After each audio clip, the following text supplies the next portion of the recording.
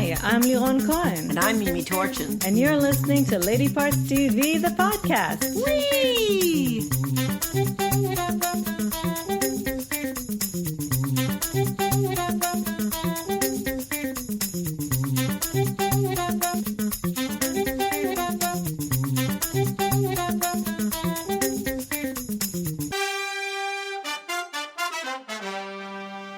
Hello, everybody. Greetings and salutations. Welcome to podcast number 70. Oh my God. We've done 70 of these. Pretty amazing. Well, almost one for every year I've been alive. And to celebrate our 70th podcast, we have amazing stats today. We tallied a total of 2 primetime shows. Out of which one was directed and one was written by a woman, 50%. Wow! Now, do you not count the things that we watch on streaming? Well, not if they're old. Only if they're from this year. And we did watch a few movies. Yeah. So anyway, I just thought it was hilarious. That is very funny. We have lots to tell you about today, starting with a new movie called Miss Juneteenth, and it is premiering, very fittingly, on June 19th, which is, by the way, what Juneteenth means. It's a squish name for June 19th. It will be available on digital and on demand. Written and directed by Channing Godfrey Peoples, who is a woman who also worked on Queen Sugar, possibly still working on Queen Sugar. Starring a cast that we don't know at all, but that has won our hearts immediately. Starting with Nicole Beharie. Now, we've seen her in things. I didn't list her credits here, but we have seen her. We've seen her on a few things, but I'm definitely looking forward. Good resume. I'm looking forward to seeing her in more things because she was absolutely wonderful. She's the lead. Her daughter is introduced. She is a new actress, Alexis Chikazi. And Lori Hayes plays her mother, and you would think that she would have more credits, but actually she doesn't work that much. She doesn't really. She's wonderful. Maybe she's a local Texas actress. This is filmed in and around Fort Worth, where it takes place. Right, and it was premiered at Sundance Film Festival 2020, and it won the Lone Star Award for Best Texan Film. I wonder if they have one South for each by Southwest. each state. No, honey, I'm kidding. Oh, but this is South by Southwest. I understand. She won. Right. So it would only be Texas they would care about. And just a little background, if you don't know what Juneteenth is. And you should right now, because people are talking about it. And quite actually, a bit. I think, more and more, it seems like this year it will be celebrated on a much bigger platform.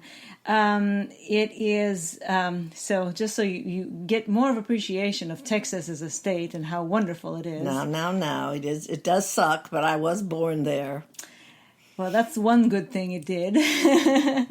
Though you were born in Laredo, it's kind of like being born in New York City is like a different country. Exactly. Not like really being in New York. It's true. Anyway, so Juneteenth is the day in 1865 when Texas finally let their slaves know that they were free. It took them 2 years. 2 years after the Emancipation Proclamation to free their slaves. Yeah, Texas was the furthest out. Yes. State, and so they managed to keep it a secret for 2 years. So that happened on June 19th, 1865, exactly. And it's celebrated as Freedom Day. Actually, it's celebrated all over America each year. And so this year, it will probably be marked more significantly. And this movie is about a young woman who had a child when she was young. Very young. Right after she won the Miss Juneteenth pageant in Texas, which is a very important pageant because the winner gets a scholarship to any historically black college in America. And we are guessing, we never actually know for sure, but the pregnancy was what derailed her intentions to go to college. And she is now, her daughter has reached the age that she can enter the pageant herself, and she's trying to make her... Yeah, she's reluctant, the daughter. Right. She's not interested in this. I mean, it actually, when you see it, it's a very small pageant. It's very semi-rinky-dink, but it has a lot of history. The people who do it take it very seriously. And the award is very serious. The award is very serious. They teach and it's them not like etiquette. And it's not like a beauty how to be ladies. pageant. No. It's more about talent, substance exactly. and preparing them for and the they have world. to have 3.8 average, I think she said, GPA. in high school. Yeah. It's actually a really, I think, a very important thing to do there for the population. And it's about 3 generations of women, the grandmother, the mother, and the granddaughter, and how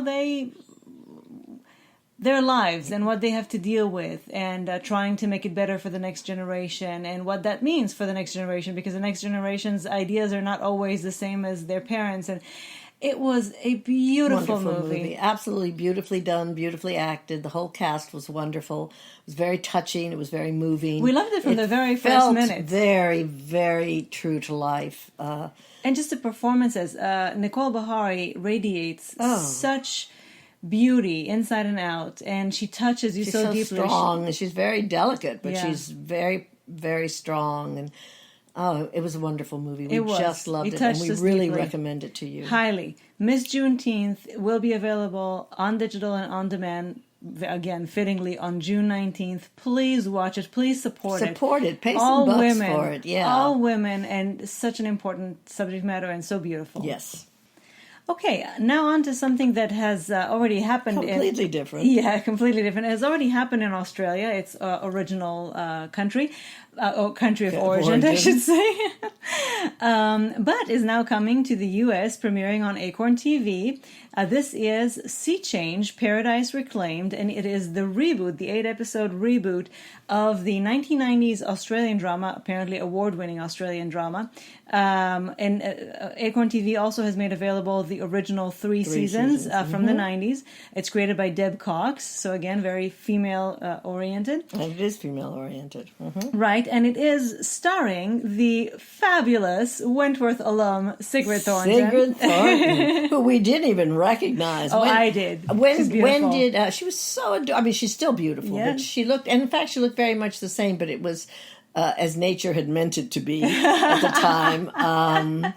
And what year was the original one? It was in the 90s. Yeah, early 90s. She's so adorable, and she's just the same little powerhouse she always was. And this is about a woman, a high-powered lawyer. Very high-powered, yes. Right, who is completely devoted to her job at the expense of her family. She has 2 children and a husband who later we find out is not that great a husband. Are they ever? I know. And at some point, she feels burned out. She feels underappreciated at her workplace, and she decides to go back to a place where they once vacationed called Pearl Bay. She has a friend who is able to appoint magistrates, and he says if she ever wants to, leave there, right? He can make her the magistrate of this little seaside town, right? And in her fantasy, this is she only knows it from that vacation that she had. In her fantasy, it's this beautiful paradise that she just can go there and make a difference, right? And start new. And so she moves there with her 2 children, and this is still the 90s version. And then in this new one, 20 years later, she has been in Africa volunteering, and they kicked her out because she's kind of impossible. She's bossy. And she comes back. I guess she hasn't been in really close contact with her daughter. She comes back to Pearl Bay to find her daughter pregnant. She didn't even know about the pregnancy. All sorts of monkey business going on. And it's all about her new life again in Pearl Bay. From the original series, we have both Sigrid Thornton, Carrie Armstrong, and John Howard. And in the new iteration, Brooke Satchwell joins. You will remember her if you've seen Packed to the Rafters as the Sparky, the cute Sparky girl. And Katrina Milosevic. That was very exciting. That was a surprise. And Dan Wiley. And also in the original, in the 90s, you will see a very baby Kate Atkinson. Oh my God. Who was really like fresh out of acting round school. She baby sweet. Fat. She's so darling. So it was really lovely to see all the familiar faces, watching Australian television. A lot like British television. It's a lot like watching a family. A family or a repertory company. People you see all the time. All your favorite people. For us, and we have to, full disclosure, this is not a full review because we watched... No, this is a recommendation for something you might want to try. Really. Yeah, we watched half of the first episode of the first season and then half of the first episode of the 4th season. So we can't speak with any authority on But the fact that we didn't stick with it, Right. It was just too light for us. It was just too light. It was sweet. It was lovely. I always enjoy when watching Australian shows that are taking place outside of the prison. I enjoy watching just the landscape of Australia. There's always a lot of water and sun, and of course we love the actors. But it was just a little light. Now, had we stuck And we're with drama queens, you know. we so. are, and this next show that we'll tell you about, we'll tell you more about our taste. But had we stuck with it, maybe it would have become a little more serious. It's entertaining. It's nice. And maybe right now, what you need more than anything is something light with people you love. So go for it.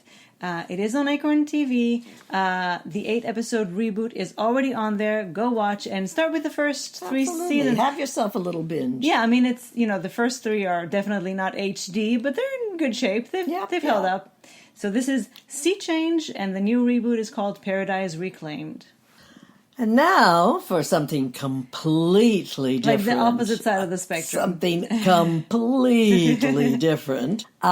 This is a Welsh series called Hidden. It binge premieres Monday, June 15 on the wonderful Acorn TV. Which means all episodes will be available All episodes will be available Which is the only way to watch this. No, absolutely. If we could take more than 2 episodes at a time. If we could take the abuse. Yes, we would have finished it by now. But Yes. we basically do 2 a night. And we might do another one as soon as we're done here. We might. Anyway, it's created by Mark Andrew, who did Hinterland.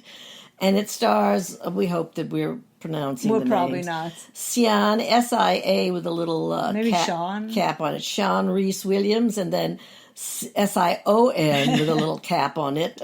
Maybe Sion Sean. Alun Davies, and I guess that's the male cop. Yes.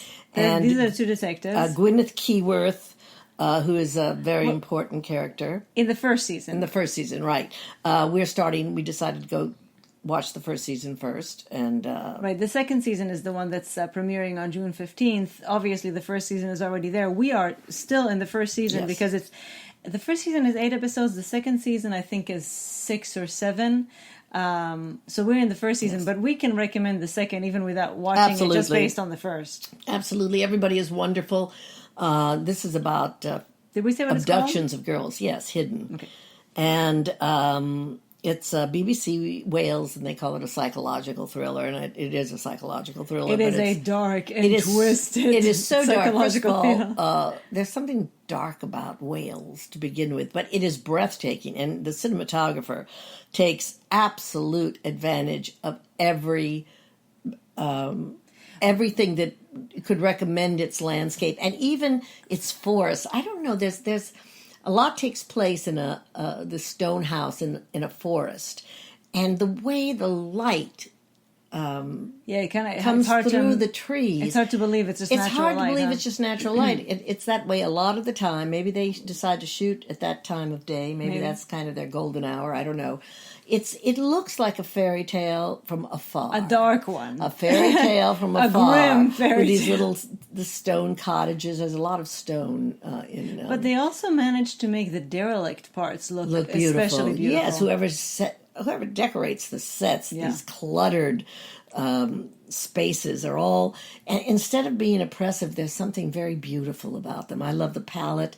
Visually, it's quite a treat. Now, emotionally, right, and I do want to put at this particular instant a trigger warning, especially for the first season. I don't know what's going on in the second. I mean, I know what's going on, but I can't tell you that in this first season there's a lot of self-harm and suicidal ideation, and it is extremely triggering. So watch with caution. Yes. So the first season starts off with the discovery of a body that's been of a young woman that's been missing about 10 years. And what this season is about is a man who abducts girls, women, and keeps them in a room in his the cellar of their house. He has a complicit but not happy about it mother. It's grim. It's so grim. It's so grim. Everybody is so miserable. They're so miserable, except for his daughter. Right. Well, the daughter lovely. is the interesting. Yes, she's the. Well, we'll see. Yeah, we'll see. She's going to play an important role in this. I have a feeling. And we're not through with that, but I'm sure it's going to end to some degree of satisfaction. Now, this season, the new one, the same two main detectives, DCI Katie John and DS Owen Vaughan. This new case is an investigation in North Wales. There's a brutal murder of a retired teacher who lived by himself. And their detective work leads them to three young women. Teenagers. Yeah. 3 teenagers, yes. Troubled teenagers. Oh, gosh. Teenagers can be so scary. Oh, my God. Just watch, what was that cheerleading? Dare Me, which I love. It wasn't renewed, was it? No. I'm so angry. But anyway, as it says, actually in the press release, it says, their tangled world of lies, revenge, cruelty, and neglect. All fun, cheerful things. Now, getting back to the first one, it starts slow. Right. It takes its time. The first 2 episodes were extremely slow. I'm glad I stuck with it. Yes, I have less patience. Yes, I have great patience. I don't mind if something is slow as long as it keeps my attention. And I find this series to be riveting. Well, absolutely now it is. Yes. I mean, it's almost painful to watch at times. It's so dark, but you just can't stop. No. And most everybody leads a miserable life in it, except for Katie. But even she is not particularly but her family, happy. they have a nice life. Her father's a former policeman, and her sister's a doctor, and another sister is... but everybody has they have a lovely tinge, house. Everybody has a tinge of melancholy of, and that's what unhappiness, and that's the way entire atmosphere. Wales. That's something that it always seems seems depicted to be like that. Yeah. Yes, exactly. It's a little like Ireland, but without the music. Oh, and I should mention constant drinking. I should mention that this is bilingual in both English and Welsh, and it has English subtitles. Hidden on Acorn TV beginning June the 15th. You can That's watch the second season. Oh, yes. You can already go binge now on the and first. watch the first season. And we recommend it, both of us, very highly if you like dark and with the warning that it is dramas. Can be very triggering. The first season, anyway. Yes. Now we have a new docuseries on Apple TV Plus called Dear ... It's already on there, all 10 episodes, and it is executive produced by R.J. Cutler.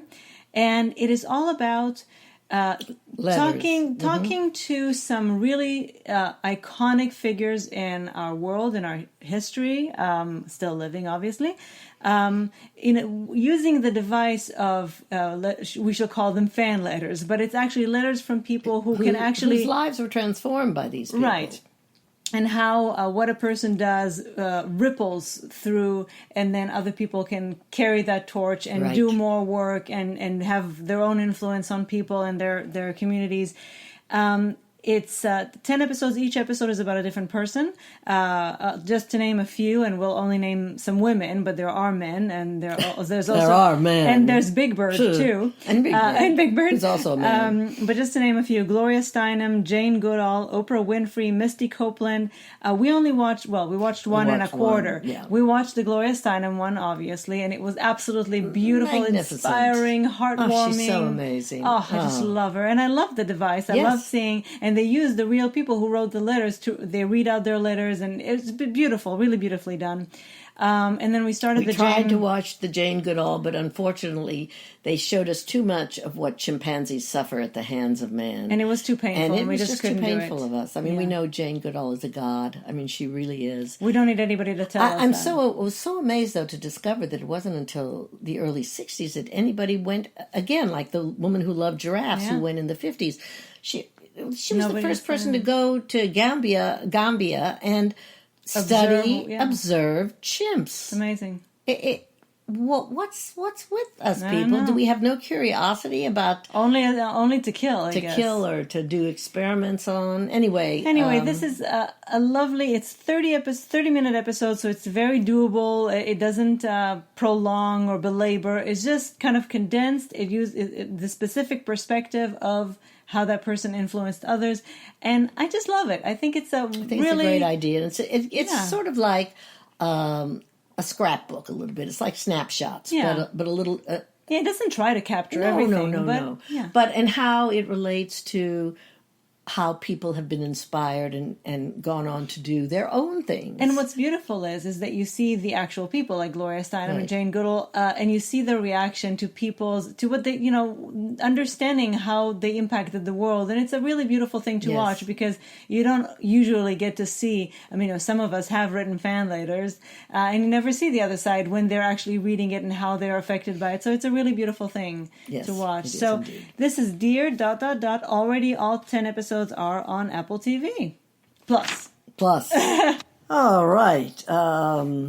This is a new movie, which I am recommending. Liron couldn't stay. It was too slow, too dark, a little bit obtuse. I do have to put a little footnote here. We initially took it on because of the subject matter and because it has Vanessa Kirby in it. Vanessa Kirby has a very small role, and this is a very male-centric movie. Nevertheless, we decided to review it because of the subject matter and its importance, even if it's very hard to watch, and I didn't give up on it halfway into it. But I'm glad my wife has much better...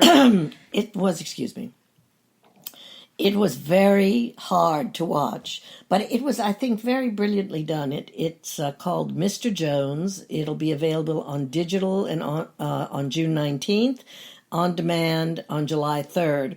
It was directed by Agnieszka Holland and written by Andrea Chalupa. And it stars James Norton, Peter Sarsgaard, and Vanessa Kirby. Sarsgaard, sorry. Among many others.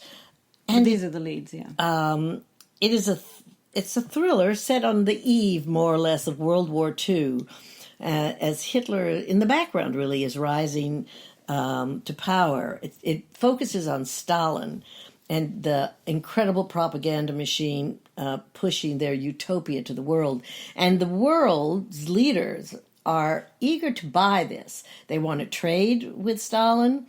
I don't know if they're thinking towards the possibility of wars yet, having them as an ally, but they're kowtowing somewhat and swallowing this fake news. It's very timely, whole, and an ambitious young journalist named Gareth Jones, who is famous. You should go and look him up. He's Lloyd George's secretary, although he builds himself up to be more when he's applying for it. And he wants to interview Stalin. That's what he's going to Moscow to do. And he gets a visa for a week.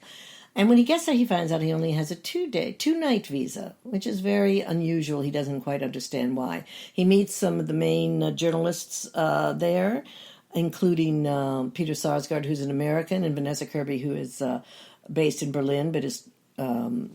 she's in Russia, of course, reporting from there. And he gets a little tip about something going on in the Ukraine. And he has to sort of sneak away because they want him out of there in 2 days. They don't really want him. He's not ever going to get that Stalin interview. They don't want him to stay there very long. Anyway, he goes to the Ukraine. He takes a train to the Ukraine, and there he discovers something awful, something unbelievable, and something that's being hidden from the world.